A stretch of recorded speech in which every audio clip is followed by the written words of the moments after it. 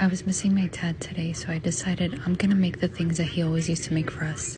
Fresh falafel, hummus, and some schokobrotchen. I did let the garbanzo beans sit overnight with water, lots and lots of water.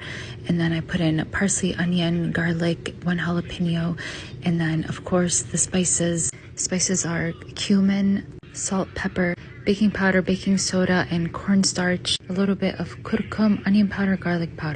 I do have to say that next time I do need to add a little bit more baking powder. Now, half of the other garbanzo beans that was sitting, I did cook it. I cooked it for maybe an hour with baking soda, and there's this white foam that comes out. You're gonna have to discard that. Now, to the hummus, actually, that's the way you pronounce it, I added tahini and lemon salt, and you really just have to play around with this until it gets to the right consistency and right flavor. Now, I personally don't like garbanzo beans in a can. I like them fresh, but that's just me. I did add some cumin because my husband does like cumin in his hummus for whatever reason, but the falahi gets what he wants, and you let the food processor do its thing. Yalla ya habibi, ishtaghil. Oh yeah, that's right. You guys, I was so excited to make taboon bread. The problem is it did not work out. Now, I have 2 different types of doughs. One for the schokobrotchen, which is bread with chocolate. Okay, here it is. I did half with raisins, half with chocolate. This dough was so nice and soft. And of course, I have to punch it down. I did realize that there is a little bit of flour that was not mixed well. OMG. This is what happens when you're a mom and you're stressing and you're trying to get things done. Anyways, here it is, the chocolate. You put it in and you're gonna roll it, and then you're just gonna keep kneading and kneading and kneading until it gets into the dough. Add as much as you can. This was like absolutely delicious, honestly. I used to go into the bakery and get this. Me and my sister, oh my god, we love this, and it's nice and flaky and soft. Amazing. I cut it into chunks and then I put it into the pan. 1, 2, 3, 4. There you go. Now the raisin one, do the same exact thing. I'm not going to go exactly into detail.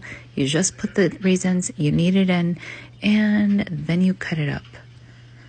I don't know if it's just me, but I am such a sweet tooth girl. I love sweets more than anything. Even though when I was pregnant, I'm like, I never want to see sweets in my life. Subhanallah. Now, the best part, I love a plate of veggies when I eat hummus and falafel and onions. If you have not had onions with hummus, I don't know what you're doing, honestly. The flavors, oh my god.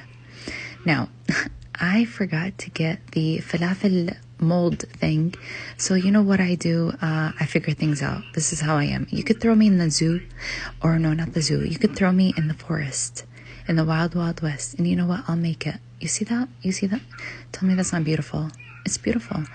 We throw that into the hot oil, and in you go. Yummy, yummy. I'm getting hungry, actually. I love that color. Pour in the hummus. My dad used to always do this so well. My dad made the best hummus ever, Allah yarhamu. But for whatever reason, I can't get the same taste. You could see the dough sitting right there. Okay, here's my schokobrotchen and rosinenbrotchen all done. And then here's my hummus, the bread, yummy. I overbaked it on accident, oopsie, too much stuff going on.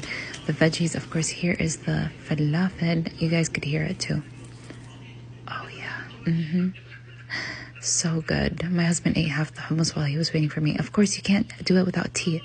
It's all fun and games until you see how dirty the kitchen is. Cleaned it up, and that is all for tonight. Kitchen is officially closed.